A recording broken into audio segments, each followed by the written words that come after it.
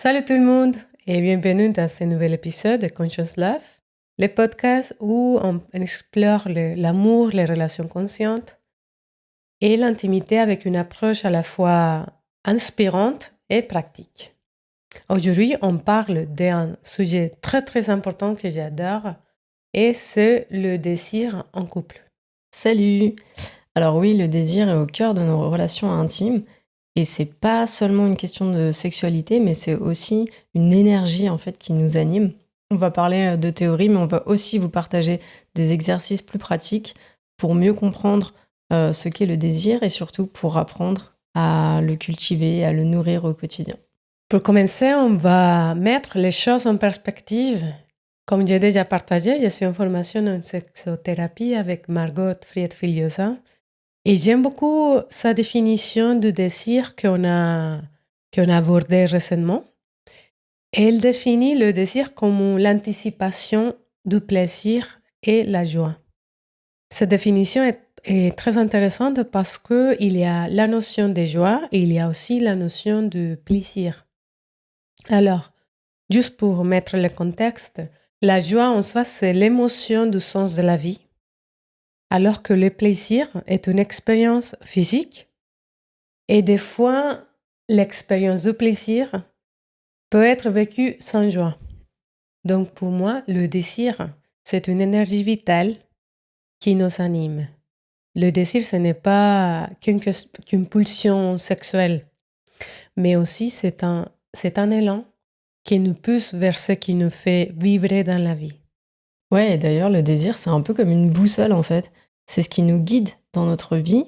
C'est pas seulement dans nos relations amoureuses, mais dans tout ce qui nous anime, nos passions, nos rêves, nos envies, etc. Dans le livre de Frédéric Lenoir, il parle de deux formes de désir. Il y a le désir de manque, qui est un concept développé par Platon, et il y a le désir de puissance, qui est une idée abordée par Aristote, et qui a été ensuite développée par d'autres philosophes comme Spinoza, Nietzsche, etc. Et c'est plutôt ça qu'on va aborder aujourd'hui, car je trouvais ça intéressant. Le désir comme puissance, en fait, ça agit comme une force motrice dans notre vie. Ça anime notre existence, c'est ce qui nous pousse à créer, à agir, à être dans l'action, à nous dépasser. Et cette conception du désir nous incite à cultiver notre élan vital pour développer notre sentiment d'être en vie et d'être dans l'action. Je trouve que c'est important aussi de faire une distinction entre le désir et l'excitation. Le désir, c'est une expérience mentale et c'est lié à tout ce que Delphine a évoqué tout à l'heure. Il naît dans notre esprit, dans nos rêves, dans nos émotions, alors que l'excitation, c'est une réaction physiologique. C'est la réponse du corps à une stimulation sexuelle ou émotionnelle.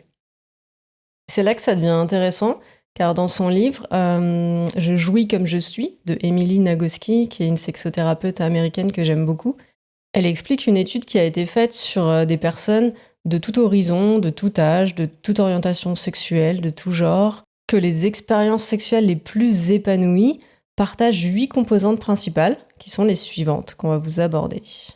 Et ce qui est intéressant, c'est que ça va bien au-delà des techniques sexuelles, des postures ou même du désir en fait. C'est très intéressant, tu peux nous en dire plus? Oui, bien sûr. Alors, selon cette étude, les personnes qui ont vécu des expériences sexuelles optimales définissent selon ces 8 composantes. Donc, il y a d'abord le fait d'être présent, d'être pleinement dans son corps. C'est l'expérience du ralentissement, de l'attention à ce qui se passe à l'instant présent et à soi. Ça m'a fait penser au slow sex qu'on a parlé dans un épisode précédent. Ouais, tout à fait, ça pourrait être lié. Ensuite, on a la connexion, la synchronisation. Donc, c'est la connexion émotionnelle et physique qu'on a avec son partenaire. C'est se sentir en harmonie. Et ça a vraiment été décrit comme quelque chose d'essentiel dans une relation intime. Ensuite, il y a l'intimité sexuelle et érotique profonde. Donc, ça veut dire que c'est pas seulement pendant les rapports sexuels qu'on va créer cette intimité, mais que c'est aussi tout ce qu'il y a autour dans la relation. Oui, je suis tout à fait d'accord et ça résonne en moi. Et dans mon cas, j'ai besoin de me sentir en confiance, respectée et aimée dans toutes les relations, dans toute la journée. Par exemple, pour vivre une expérience sexuelle épanouie le soir. Ouais, et notamment, il parle de respect mutuel et d'acceptation de l'autre. Donc c'est vrai que c'est quelque chose d'important, je pense. Le 4e point qui est évoqué, c'est une communication extraordinaire. Donc c'est-à-dire une compréhension, une empathie, une communication qui va au-delà de la simplicité, qui est plus profonde et enrichissante. Cette communication permet d'être plus en phase en fait avec le monde intérieur de l'autre. Ensuite, on a l'authenticité, le fait d'être vrai en toute transparence.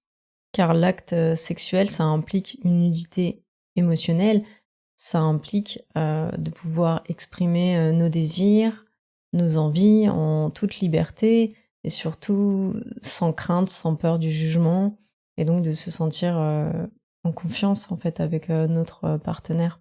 Et ça passe aussi par un rejet des scénarios ou des croyances qu'on a, ou des ça devrait être comme ça, etc. Oui, d'ailleurs, on a abordé ce sujet dans notre épisode sur qu'est-ce que ça veut dire faire l'amour et que je vous invite à écouter d'ailleurs. Ensuite, on a la transcendance, la paix, la guérison. Parce que oui, le sexe extraordinaire, en fait, peut nous donner l'impression qu'on est connecté à quelque chose de plus grand, qui va au-delà de nous, une force, en fait, vitale, une énergie, peut-être l'univers ou une énergie divine selon vos croyances. En fait, ça va au-delà, en fait, de notre couple. Ensuite, on a l'exploration, donc c'est oser prendre des risques, expérimenter, s'amuser, rire. C'est vraiment voilà, avoir cette curiosité qui va nous amener du plaisir, de l'expérimentation et de la joie. Et enfin, il y a la vulnérabilité. Donc dans le sexe extraordinaire, il y a vraiment cette notion de confiance profonde dans laquelle en fait notre moi authentique peut être reçu et accueilli par l'autre comme un cadeau précieux. J'aime bien ça, c'est bon, non?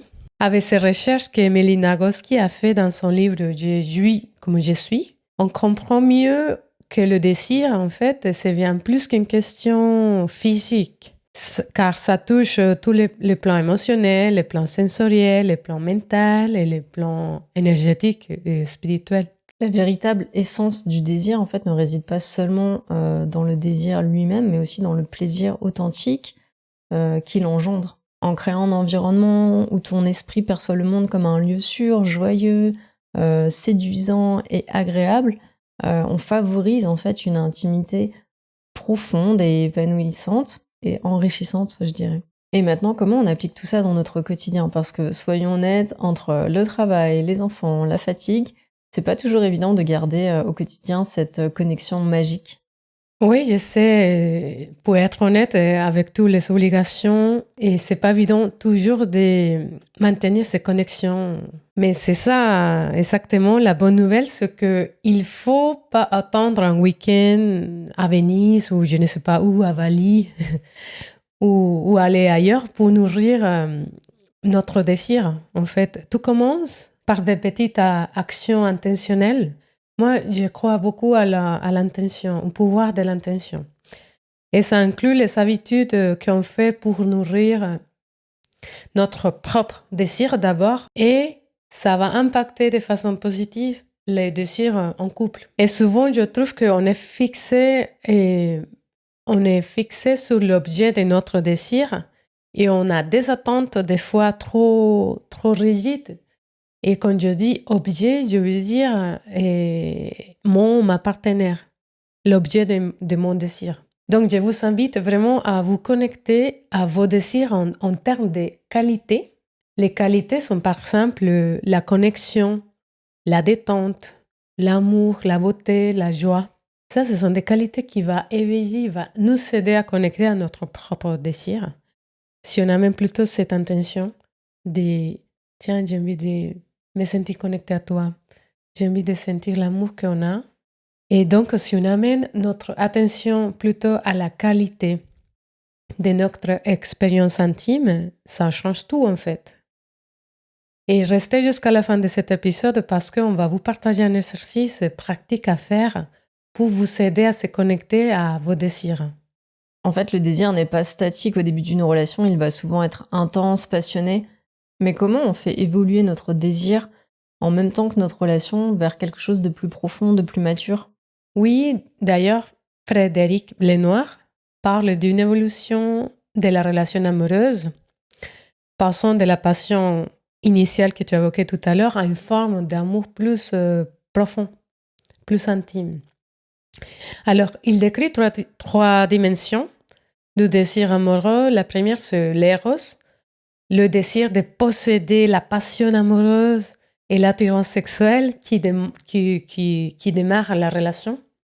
Le deuxième, c'est les philia, le désir de partager, la complicité, le bonheur, de construire quelque chose, un chemin ensemble. Et la troisième, c'est agape, le désir altruiste, où le bonheur de l'autre devient source de notre propre bonheur.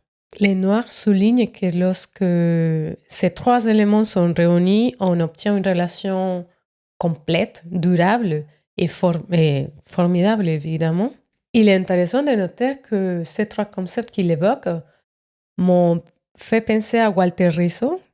C'est un psychologue italo-argentin qui j'aime beaucoup et je vous conseille de lire. Et parce que lui, il développe également des idées similaires. En comprenant et en gérant nos émotions, on peut adapter aussi notre désir à la relation et aux différentes phases en fait que notre relation va vivre. On va éviter les frustrations comme ça, les malentendus qui pourraient éteindre ce désir. Au début de ma relation avec Delphine, nos rencontres intimes étaient très intenses et très passionnées. Et après 4 ans de relation, je remarque je vois l'évolution de nos échanges intimes. Ils sont de plus en plus profonds et touchent d'abord le plan émotionnel dans lequel on va nourrir notre désir avec des petits mots d'amour. Et puis, on nourrit aussi le plan sensoriel avec des massages, avec une ambiance propice qui éveille les sens. Et aussi, on explore le plan énergétique ou spirituel, tous les deux. Maintenant, parlons des obstacles courants qui peuvent impacter le désir dans une relation. Quels sont, selon toi, ces défis, Delphine? Alors l'un des plus grands obstacles selon moi, c'est la routine. C'est vraiment le fait d'avoir des rencontres qui sont prévisibles. Cette monotonie, en fait, peut diminuer notre désir. Et donc pour ça, on peut essayer d'introduire régulièrement de la nouveauté, que ce soit des nouvelles activités, mais aussi une nouvelle façon d'approcher l'autre. Simplement peut-être changer la façon dont on va le toucher, le caresser, l'embrasser. Voilà, on peut explorer par des petites choses qui vont peut-être surprendre et finalement créer un peu plus de nouveauté, de magie. Oui, c'est vrai que érotiser la relation, c'est très important. C'est-à-dire d'amener un peu des jeux de séduction comme il y a dans un début de relation, par exemple. L'envie de plaire, l'envie de sentir l'attirance physique, c'est sexy, ça éveille notre désir. Et tout ça permet de nourrir cette énergie vitale en nous et aussi amener la créativité et l'intuition. Je trouve qu'un autre obstacle, c'est vrai, c'est le stress. Le stress peut diminuer notre libido et notre capacité à ressentir du désir. Le stress fait un peu qu'on se sent déconnecté de notre corps et notre système nerveux est très actif.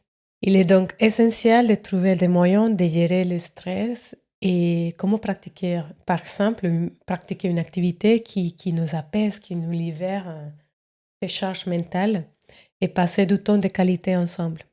Aussi, j'observe qu'avoir une mauvaise communication, d'avoir des conflits à répétition, ça peut vraiment faire diminuer notre désir. Ça peut être un frein même parce qu'on va se sentir distancé, on va avoir de la rancœur peut-être qui s'installe. Donc pour ça, essayer de travailler sur sa communication, apaiser les conflits parce qu'il y en aura toujours, mais c'est la façon dont on les gère qui vont nous aider à garder cette connexion en fait qui est là et se rappeler aussi de pourquoi on est ensemble, pourquoi on a envie de cultiver cette relation. Et d'ailleurs, je tiens à ajouter que c'est tout à fait normal que le sexe ne soit pas toujours une priorité dans le couple. Il y a des phases, en fait, il y a des moments, peut-être qu'on vient d'avoir un bébé, qu'on doit s'occuper d'un proche qui est malade, qu'on est toutes les deux prises par le travail, par la charge de travail. Et je pense qu'il faut accepter et admettre qu'il s'agit d'une phase, en fait, dans notre couple qu'on va traverser ensemble pour ensuite se retrouver peut-être un peu plus tard. Passons maintenant à des actions concrètes pour maintenir et raviver le désir dans notre couple. Heidi, qu'est-ce que tu nous conseillerais? Tout d'abord, c'est important de savoir ce qui réveille notre propre désir. Et ce qui réveille mon désir peut être très différent aux choses que peut éveiller le désir chez Delphine. Et aussi investir dans les temps de qualité plutôt que de quantité. Je suis fan de se connecter à la qualité de rencontre. Et ça peut vraiment nourrir notre désir et notre connexion. Un autre conseil pratique peut être de créer des moments dédiés où vous pouvez vous reconnecter sans distraction. Les temps de qualité, encore une fois. Par exemple, une soirée sans téléphone, sans écran, et d'amener une connexion plus profonde, plus humaine, plus de cœur à cœur, pour partager l'amour, pour partager la joie, pour partager la beauté. J'ajouterais aussi de ne pas sous-estimer le toucher physique, qui est une forme de communication non verbale, qui exprime l'amour, le soutien, le respect. Donc ça peut être par des gestes simples, comme se caresser la main, s'embrasser, faire des petits bisous doux, se masser l'épaule, la nuque, etc. Et un autre conseil, c'est de partager ou de nourrir, de travailler sur l'intimité émotionnelle, et dans lesquelles on peut partager nos rêves, nos peurs, nos aspirations avec notre partenaire. C'est très important aussi exprimer vos désirs. De plus, exprimer nos désirs sert à se rapprocher, à amener ensemble notre attention là où on a envie d'aller. Exprimer nos désirs aide à aligner nos attentes respectives et à poser le cadre nécessaire à la sécurité et au lâcher-prise. Alors, je sais que parfois, exprimer nos désirs, ce n'est pas si simple, n'est-ce pas? Car on peut avoir des peurs, par exemple la peur de la réaction de l'autre, parce que j'ai un désir différent à l'autre, la peur du conflit, la peur d'être rejeté, la peur de casser les moments, etc. Mais la bonne nouvelle, c'est qu'on peut entraîner l'expression du désir. Alors, comment on fait ça? Il faut penser à 3 choses simples. On doit être direct, précis et spécifique. La deuxième, c'est on doit être aligné à ce qu'on vaut 100%. Mon désir est aligné à ce que j'ai vraiment envie. Et le troisième, c'est mieux de l'exprimer sur le moment. Là, je vous invite à faire un exercice de partage des désirs. Quelques minutes où chacun dit ce dont il ou elle a envie. Par exemple, Delphine, j'ai un désir à te partager ce que je cueille pour toi. J'ai le désir que tu me masses tous les cœurs flottement et que tu m'exprimes des mots d'amour en même temps.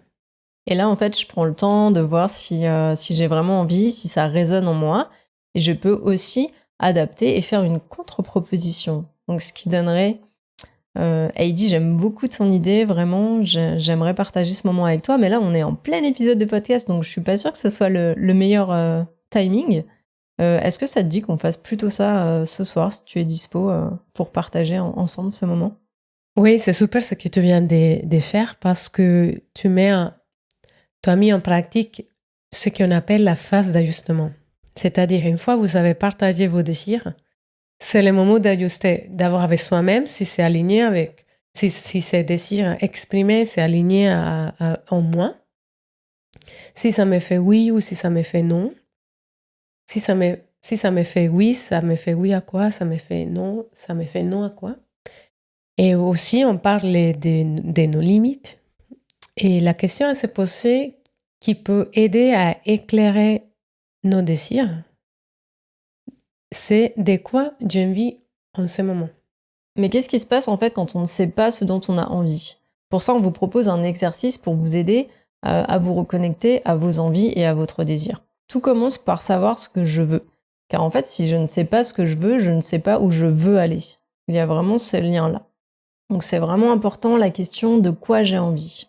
Donc c'est un exercice qu'on peut faire chacun. On va prendre une feuille, un stylo ou son téléphone si on préfère et on va écrire 10 petits désirs. Pour ça, on peut utiliser les questions suivantes. Qu'avez-vous envie d'explorer? Quelles compétences, quelles qualités sont nécessaires à cultiver? Quel cadeau je peux me faire, que ce soit du temps, de l'attention, de l'énergie ou autre. Et les écrire, ça veut pas forcément dire tous les réaliser ou les mettre en place, mais au moins ça permet de voir un petit peu plus clairement, d'avoir quelque chose de défini dans notre tête et de pouvoir l'exprimer aussi s'il y a des désirs qui sont à partager avec quelqu'un d'autre. Oui, et ce n'est pas non plus une liste de tâches à faire. Et c'est plutôt d'écrire une direction.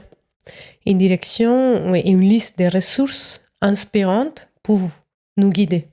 Par exemple, moi, je dirais qu'un désir peut être me caresser en conscience une fois par semaine, apprendre à exprimer ce dont j'ai besoin, recevoir un massage.